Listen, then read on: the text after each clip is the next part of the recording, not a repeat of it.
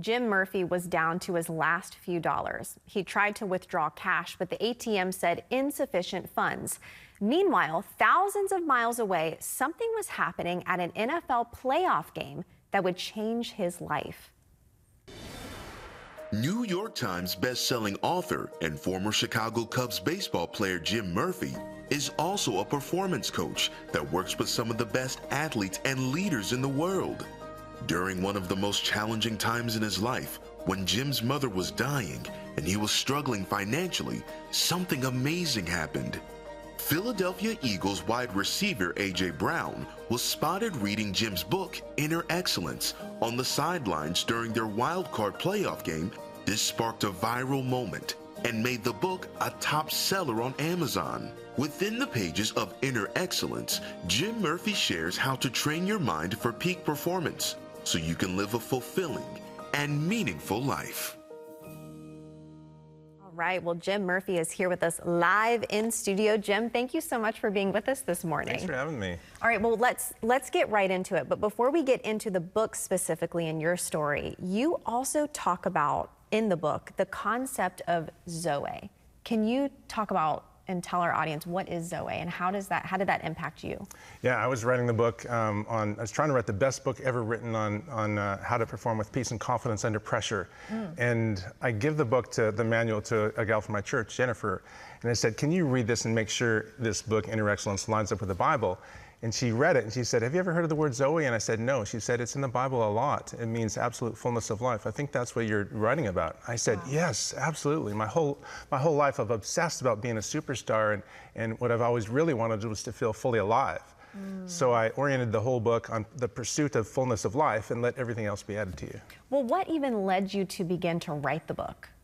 Well, my whole identity as a pro baseball player was, you know, I'm somebody because I have this role. And when I lost and got injured, I felt I lost everything.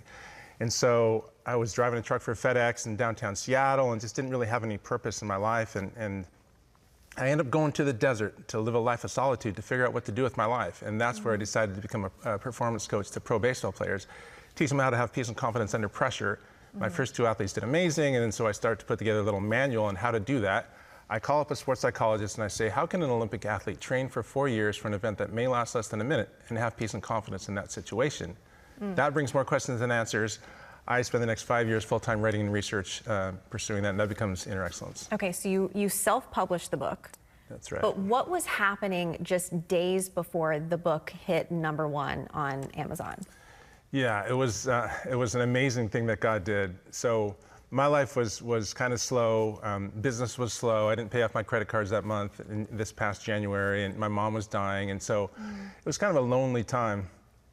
And I'm walking downtown Dallas, empty downtown on a Sunday afternoon. I look up at this skyscraper, and now I realize it was God asking me the question, but at the time I didn't know. I just thought it was a thought in my mind. And I look at the skyscraper, and the question was, Jim, would you rather own that skyscraper straight out for whatever hundreds of millions of dollars it's worth, or would you rather have written and understood The Best Possible Life, a book I just wrote about the Christian life? And I thought, no, I would rather have written that book. And so, despite everything that was going on, I thought, well, that's kind of cool. At least you got that, Jim. And then a couple hours later, A.J. Brown does his thing, and then my life changes. Okay, let's backtrack a little bit, because you ended up calling somebody to talk about just life in general. Like, what did that person tell you to do on the phone? Well, I have a spiritual mentor that I talk to weekly, and it's really, he reminds me of my life purpose, which is to share God's love, wisdom, and courage with athletes and leaders around the world, and to that selfless is fearless. You know, that's kind of the message of Inner Excellence, and he really helps me with that. And this helps me to surrender. What was kind of crazy about that week was, a few days later, I'm in Philadelphia. I'm going to go to the Rams Eagles game that Sunday, and this guy in the street asked me for money, and I look at my wallet. I have no money, so I go to the ATM to get $300 out, and it says insufficient funds. 200 insufficient funds. 100.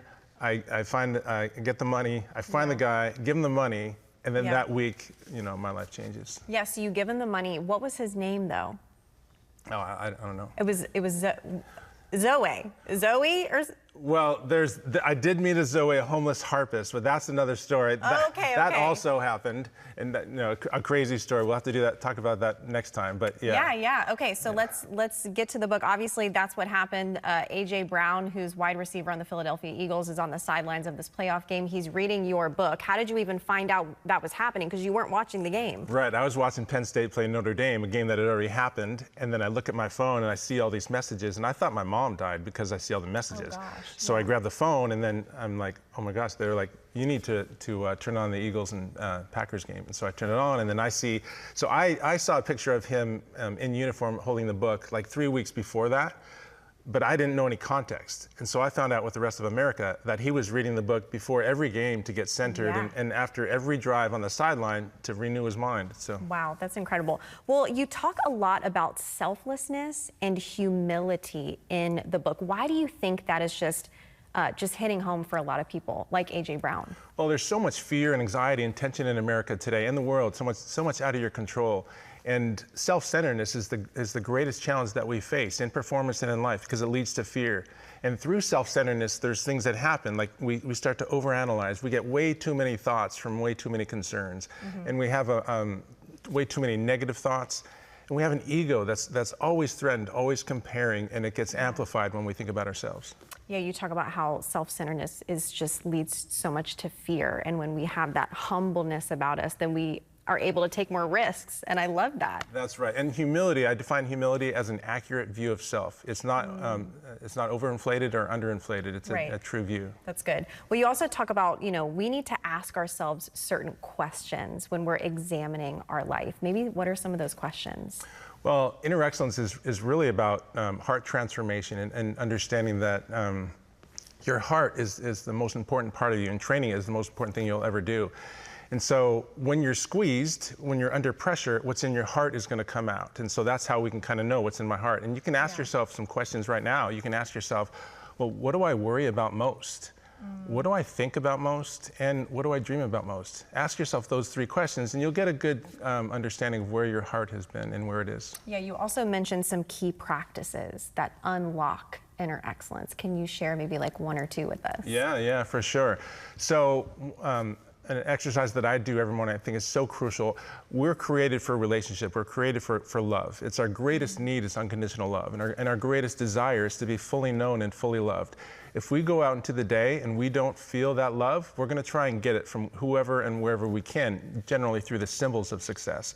So a great tool or exercise that I do, it's this 10 minutes time with God. And so what I do is I put my timer on for 10 minutes, count down. As soon as I see it hit 9:59, I set it aside. And I've got worship music going. And so I'm just going to soak up God's love. So there's no requests, there's nothing. I'm just trying to bring myself back. And I have this mantra, actually I got it from Ken Chigamatsu, a pastor in Vancouver. And it's, Jim, you are the beloved in whom I delight. And so I kind of repeat that. Yeah, that's beautiful. For 10 minutes. Yeah. That's amazing. Well, I mean, gosh, there's so much in this book. You guys are just going to have to get the book to find out more about it. It's amazing. But also, what are you up to today? What's going on? Are you going to do some retreat center? Like, tell us more about that. Yeah. So we just closed on a retreat center in Calpe, Spain. The thing I'm most excited about is Philadelphia. Shane Claiborne and I are going to do some work in inner city Philadelphia in Kensington, and we're going to have a little Inner Excellence headquarters. We're not exactly sure where yet in Kensington and what it's going to look like, but we're working on it. Amazing. All right. Well, Jim, thank you so much for being with us today, and thank you for this book. I know it's obviously changing lots of lives, so thank you for writing this. And I just want to let everyone know that the book is called Inner Excellence, Train Your Mind for Extraordinary Performance and the Best Possible Life, and it's available nationwide.